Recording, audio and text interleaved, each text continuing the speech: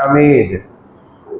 أعوذ بالله السميع العليم من الشيطان الرجيم من همزه ونفخه ونفثه.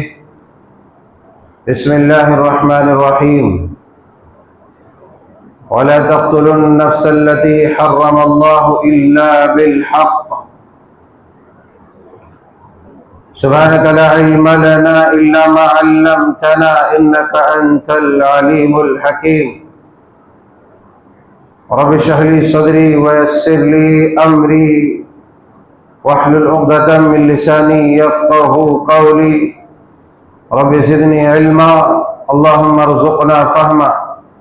اللهم انفعنا بما علمتنا وعلمنا ما ينفعنا وزدنا علما. ربنا يسر ولا تعسر وتمم بالخير.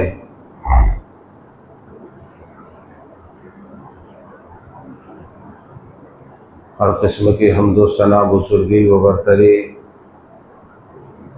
اس اللہ وحدہ لا شریک کے لیے سزاوار ہے جو ہر طرح کی عبادات کا حقیقی مستحق ہے، جس نے بلا شرکت غیر تن تنہا تمام کائنات کی تخلیق فرمائی اور لاتعداد مخلوقات میں سے منتخب فرما کر ہم سب کو انسان اور انسانوں میں دین حق کی سمجھ رکھنے والوں میں شامل فرمایا. ہر طرح کی نعمتوں سے ہم کنار و سرفراز فرمایا. اسی لیے ہر حال میں اسی کی حمد و ثنا بیان کرنی چاہیے اور اسی کا شکر بجا لانا چاہیے. فللہ الحمد ولہ الشکر سبحان اللہ وبحمدہ سبحان اللہ العظیم. اللہم صلی علی محمد وعلی آل محمد کما صلیت علی ابراہیم وعلی آل ابراہیم انکا حمید مجید. اللہم بارک علی محمد وعلی آل محمد کما بارکت علی ابراہیم وعلی آل ابراہیم انکا حمید مجید. 10 جولائی 2026 کے اس مبارک جمعے میں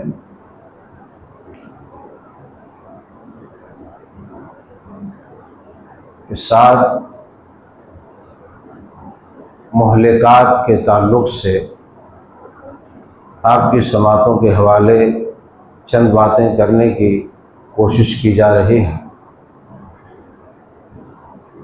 رب تعالیٰ جل شانہ سے دعا ہے کہ مولا کریم مجھے حقائق کو پوری امانت و صداقت اور دیانت کے ساتھ پہنچانے کی اور اسی طرح سے ہم سب کو سننے کی اور کما حقہ عمل کرنے کی توفیق ارزانی فرما. اس سے پہلے 6 خطرناک گناہ جس سے انسان ہلاکت و بربادی کے شکار ہو جاتے ہیں، ہلاکت و بربادی کے دہانے پر آ جاتے ہیں، میں نے ذکر کیا تھا ایک حدیث پاک کے حوالے سے.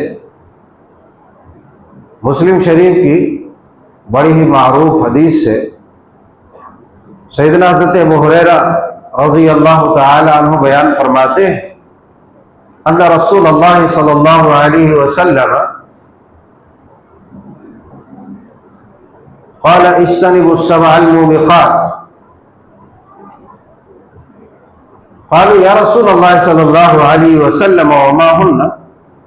قال الشرك بالله والسحر وقتل النفس التي حرم الله إلا بالحق وأكل الربا وأكل مال اليتيم وتولي يوم الزحف وقذف المحصنات الغافلات المؤمنات. مسلم شریف کی یہ بڑی معروف حدیث ہے جس کے اندر 7 ایسے گناہوں کا ذکر ہے کہ جس گناہ کے شکار جب انسان ہوتا ہے تو وہ ہلاک و برباد ہو جاتا ہے، وہ تباہ ہو جاتا ہے. اسی لیے نبی کائنات علیہ الصلوۃ والسلام نے واضح طور پر اپنے ماننے والوں کو خبردار فرمایا اور یوں ارشاد فرمایا کہ اجتنبوا السبع الموبقات، اے لوگوں تم لوگ 7 ہلاک کر دینے والے گناہ سے بچو، 7 ایسے گناہوں سے جو تمہیں ہلاک کر دیں گے، ان گناہوں سے بچو۔ یہ 7 گناہ کون سے ہیں؟ یہ 7 جرائم کون سے ہیں؟ سب سے پہلا نمبر کس کا ہے؟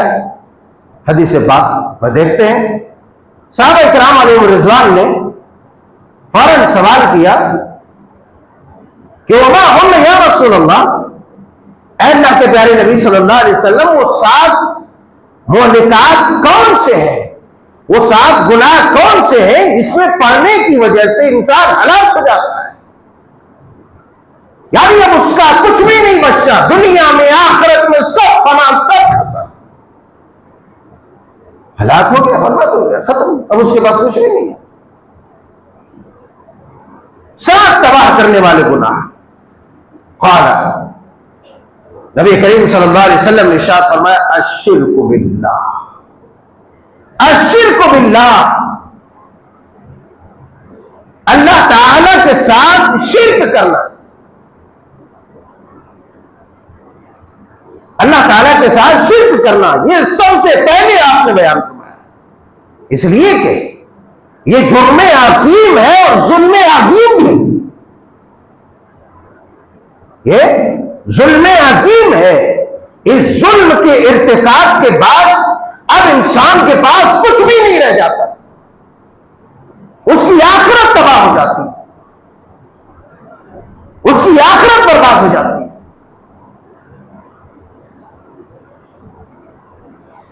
نبی کریم صلی اللہ علیہ وسلم سے پوچھا گیا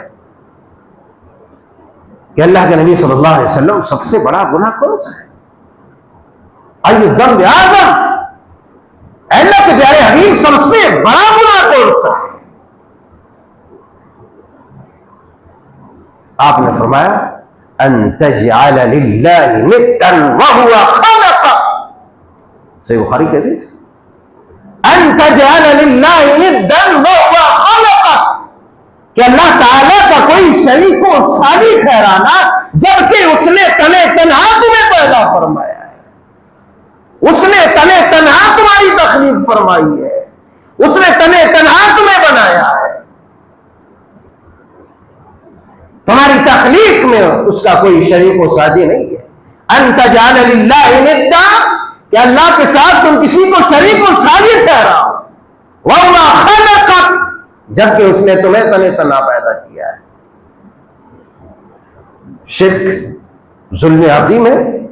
حضرت لقمان اپنے بیٹوں کو نصیحت کرتے ہوئے کیا فرمایا تھا؟ اپنے بیٹوں کو نصیحت کرتے ہوئے فرمایا تھا شرک سے اپنے دامن کو بچا کے رکھنا۔ کیوں؟ اس لیے کہ ان الشرک لظلم عظیم، اللہ کے ساتھ کسی کو شریک و ساجی ٹھہرا دینا، کر دینا، یہ ظلم عظیم ہے۔ یا بنی لا تشرک باللہ، اے میرے بیٹے اللہ کے ساتھ کسی کو شریک نہیں کرنا۔ ان الشرک لظلم عظیم، اس لیے کہ شرک ظلم عظیم ہے، یہ سب سے اونچے درجے کا ظلم ہے۔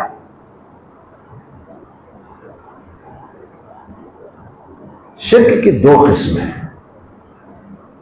الشرک نوعان، قسمان، شرک کی 2 قسمیں ہیں، ایک الشرک الاکبر، ایک شرک اکبر، شرک جلی، کہ اللہ کی ذات و صفات، اس کی عبادات، اس کی ربوبیت میں کسی کو شامل کرنا، کسی کو شریک ٹھہرانا، سجدہ اللہ کے سوا کسی اور کے لیے کرنا، دعا اللہ کے سوا کسی اور سے مانگنا، پناہ اللہ کے سوا کسی اور سے مانگنا، استعانت مدد اللہ کے سوا کسی اور سے مانگنا۔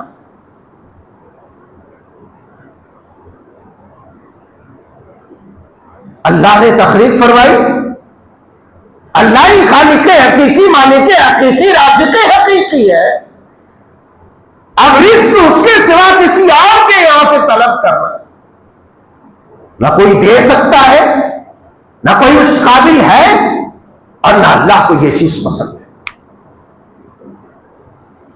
شرک اکبر، اللہ کے سوا کسی کو سجدہ کرنا. سجدے ہو رہے ٹپاٹپ ٹپاٹپ. آج کل تو نہ جانے کتنے کٹھ ملاؤں کے سجدے ہو رہے، ان کے پیروں پر گرا جا رہا ہے، ان کے تلوے چومے جا رہے ہیں. یہ پیر و مرشدی کے نام پر، جبکہ اللہ تبارک و تعالیٰ نے واضح الفاظ میں یوں بیان فرمایا: لا تسجدوا للشمس ولا للقمر واسجدوا للہ الذی خلقہن ان کنتم ایاہ تعبدون. نہ سورج کا سجدہ نہ چاند کا سجدہ. اگر تمہیں سجدہ کرنا ہے تو ان تمام کائنات کی ان تمام چیزوں کی تخلیق کرنے والے، پیدا کرنے والے، بنانے والے کا سجدہ کر، اگر واقعی تم عبادت کرنا چاہتا ہو. ایک ہے، میں بہت زیادہ تفصیل میں جانا نہیں چاہتا، ایک ہے شرک اصغر، شرک خفی. شرک اصغر کیا ہے؟ ریا، نمود، دکھاوا. دکھاوے کے لیے کوئی کام کرنا، کوئی عبادت کرنا، کوئی نیکی کرنا. من صلی یرائی فقد اشرک، جس نے دکھاوے کے لیے نماز پڑھی، دکھاوے کے لیے سجدہ کیا، دکھاوے کے لیے روزہ رکھا، دکھاوے کے لیے صدقہ کیا، اس نے شرک کیا. اس نے شرک کیا. تو یہ شرک کی دو قسمیں ہیں، میں اس میں بھی تفصیل میں جانا نہیں چاہتا. اب چاہے شرک اکبر ہو یا شرک اصغر، شرک اصغر سے تو کوئی کافر نہیں ہوتا، مگر اس کے وہ اعمال تباہ و برباد ہو جاتے ہیں. اور شرک اکبر سے انسان کافر ہو جاتا ہے. شرک اکبر سے انسان کافر ہو جاتا ہے. یہی وجہ ہے کہ شرک کے متعلق اللہ تبارک و تعالیٰ نے اولو العزم و پیغمبروں کو، اپنے برگزیدہ بندوں کو، نبیوں کو، رسولوں کو دھمکی دیتے ہوئے فرمایا. سورہ نام میں سلسلہ وار اولو العزم نبیوں کا، پیغمبروں کا، رسولوں کا تذکرہ فرمایا. 18 پیغمبروں کا تذکرہ فرمایا اور فرمایا وَلَوْ أَشْرَكُوا لَحَبِطَ عَنْهُمْ مَا كَانُوا يَعْمَلُونَ. اے پیغمبران، اے رسولوں کی جماعت، اے پیغمبروں کی جماعت، اے نبیوں کی جماعت، اگر شرک آپ بھی کر ڈالتے، آپ سے بھی شرک کا صدور ہو جاتا، جبکہ نبیوں سے شرک کے صدور کا کوئی امکان ہی نہیں ہے، یہ پاسبل ہی نہیں ہے. یہ ناممکن ہے کہ کسی نبی سے کسی طرح کے شرکیہ کام صادر ہو جائے، شرکیہ کام کوئی نبی کر ڈالے. یہ پاسبل ہی نہیں، یہ ناممکن ہے. مگر پیغمبروں کو اللہ نے کیوں دھمکی دی؟ وَلَوْ أَشْرَكُوا لَحَبِطَ عَنْهُمْ مَا كَانُوا يَعْمَلُونَ. اے پیغمبروں کی جماعت، اگر آپ سے بھی شرکیہ کام ہو جاتا، آپ بھی شرک کر ڈالتے، تو آپ کا بھی سب کچھ تباہ ہو جاتا. آپ کی زندگی تباہ، آپ کے اعمال تباہ، سب بیکار، سب برباد. جو بھی آپ کچھ کرتے سب کے سب تباہ و برباد. من جملہ پیغمبروں کا اتنی بڑی جماعت کا تذکرہ کرنے کے بعد اللہ نے کہا اور خود اپنے رسول محبوب نبی آخر الزمان جناب محمد رسول اللہ صلی اللہ علیہ وسلم سے خصوصی طور پر خطاب کرتے ہوئے فرمایا، خصوصی طور پر لَإِنْ أَشْرَكْتَ لَيَحْبَطَنَّ عَمَلُكَ وَلَتَكُونَنَّ مِنَ الْخَاسِرِينَ. اے نبی، اے میرے محبوب، اگر آپ سے بھی اگر ہو جاتا کوئی شرکیہ کام. پیچھے لوگ کھڑے ہیں، اچھا نہیں دکھ رہا، ذرا سامنے آ کے بیٹھ جائیے تو مہربانی ہوگی آپ سے. سامنے آئیے. سامنے آنے کے لیے بول رہا ہوں، اللہ والو ترجمہ نہیں کر رہا ہوں آیت کا. سامنے آؤ. کچھ لوگ دیکھتے رہتے ہیں کہیں ترجمہ تو نہیں ہو رہا، اس لیے دل دماغ حاضر کر کے بیٹھو. اپنے رسول محبوب سے ڈائریکٹلی اللہ تبارک و تعالیٰ فرما رہا ہے لئن اشركت ليحبطن عملك ولتكونن من الخاسرين۔ اے نبی اگر آپ سے بھی، اے نبیوں کے امام، اگر آپ سے بھی شرکیہ عمل ہو جاتا، شرکیہ کام ہو جاتا، آپ بھی کر ڈالتے، ليحبطن عملك، تو آپ کے تمام اعمال اطاعت ہو جاتے، برباد ہو جاتے، وَلَتَكُونَنَّ مِنَ الْخَاسِرِينَ، اور آپ بھی نقصان اٹھانے والوں میں سے جاتے۔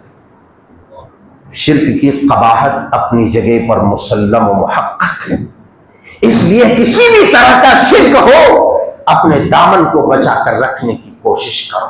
یہ 4 دن کی چاندنی ہے، کسی کے بہکاوے میں آ کر کے یا جھوٹی شان و شوکت کے لیے اللہ کے خلاف محاذ قائم نہ کرو۔ اللہ والو، چاہے وہ بتوں کے آستانے ہو یا جعلی پیروں کے مقابر اور اس کے مزارات ہو، اگر وہاں ناریل پھوڑنے، چادر چڑھانے، پھول اور مالا چڑھانے کی بات آئے اور کوئی دنیا کے چاؤ جلال تمہیں پیش کرے تو تم ٹھوکر مار دو، اس لیے کہ تمہاری ایک چھوٹی سی حرکت سے اللہ تبارک و تعالیٰ تمہاری زندگی کو تباہ و برباد، تمہاری نیکیوں کو تباہ و برباد، ہزاروں سجدے تمہاری زندگی کے سب تباہ و برباد ہو جائیں گے۔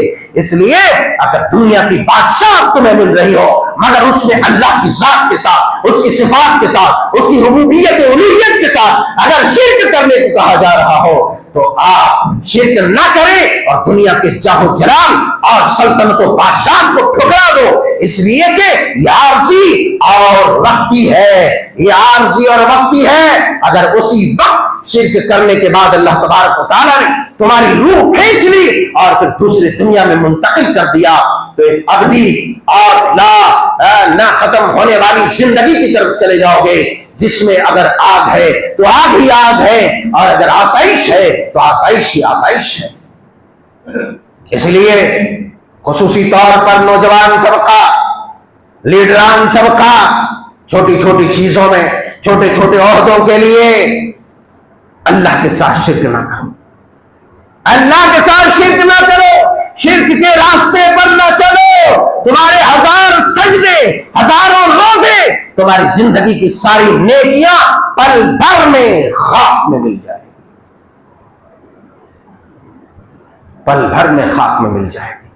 اور یہ اس قدر خطرناک گندگی اور یہ سائیڈ افیکٹ والی یہ گندگی ہے کہ صرف تم اس سے متاثر نہیں ہوگے، تمہاری زندگی نہیں ہوگی، بلکہ مسلمانوں کا سماج اس سے متاثر ہو جائے گا، تمہارا گھرانہ متاثر ہو جائے گا، تمہارے اہل خانہ متاثر ہو جائیں گے، تمہارے بال بچے متاثر ہو جائیں گے، کیونکہ اللہ تبارک و تعالیٰ بیان فرماتا ہے الذین آمنوا ولم یلبسوا ایمانہم بظلم اولئک لہم الامن وہم مہتدون۔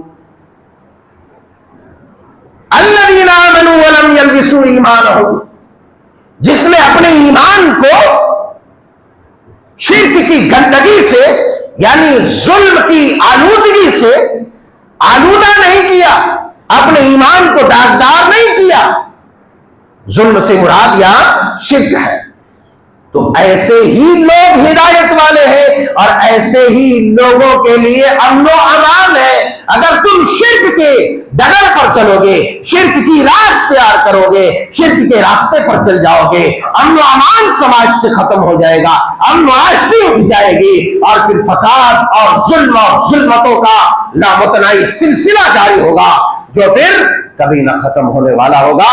اس اندھکار میں تو پورا سماج، تمہارا گھرانہ اور تمہاری ذات سمیت ساری چیزیں چلی جائیں گی۔ اس لیے کہ امن و امان ہدایت مشروط ہے، مشروط ہے توحید کے ساتھ۔ اگر سماج کو پرامن بنانا چاہتے ہو تو پھر توحید کو فالو کرو، توحید کو اپناؤ۔ بہرحال یہ تو حدیث پاک کی ایک شق ہے۔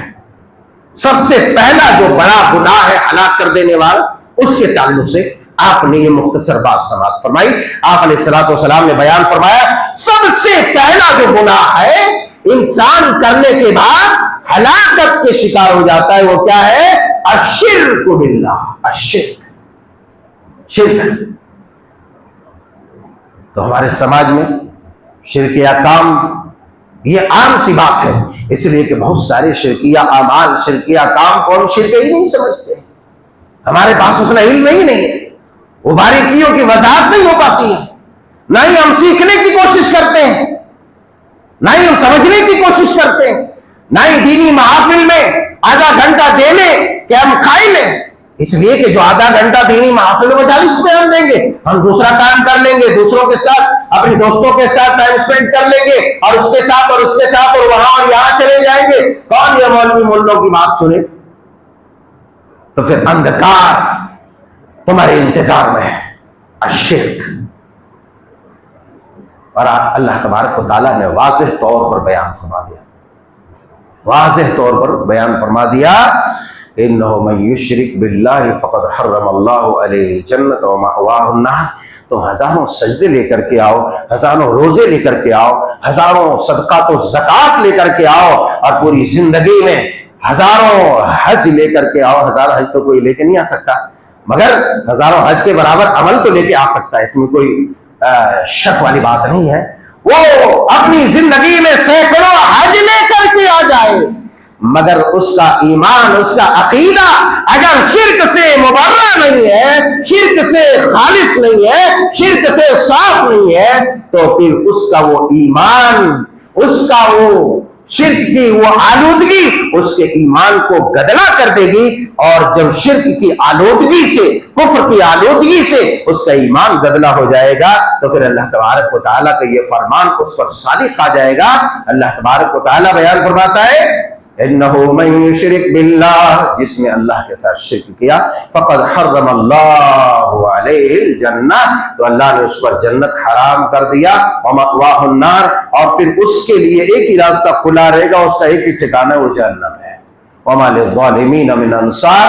اور پھر چاہے وہ پوری زندگی بھر یہ کہتے رہے ہیں کہ غوث ہماری مدد کریں گے، پیران پیر ہماری مدد کریں گے، نبی سرکار کے دامن پکڑ کے جھول جائیں گے، اور جھولنے والی کوئی چیز نہیں ہوگی، اس لیے کہ میدان محشر میں جب انسان اٹھے گا اللہ کی بارگاہ میں، یوم یقوم الناس لرب العالمین، اللہ رب العالمین کے سامنے جب انسان کھڑا ہوگا تو تن بدن سب کے سب ننگا ہوگا، لباس نام کی کوئی چیز نہیں ہوگی۔ اس لیے نہ مصطفیٰ کا، نہ مصطفیٰ کے دین کا صلی اللہ علیہ وسلم مذاق اڑاؤ، نہ اپنا مذاق اڑاؤ، اور یہ شیطان کے دھوکے میں نہ رہو۔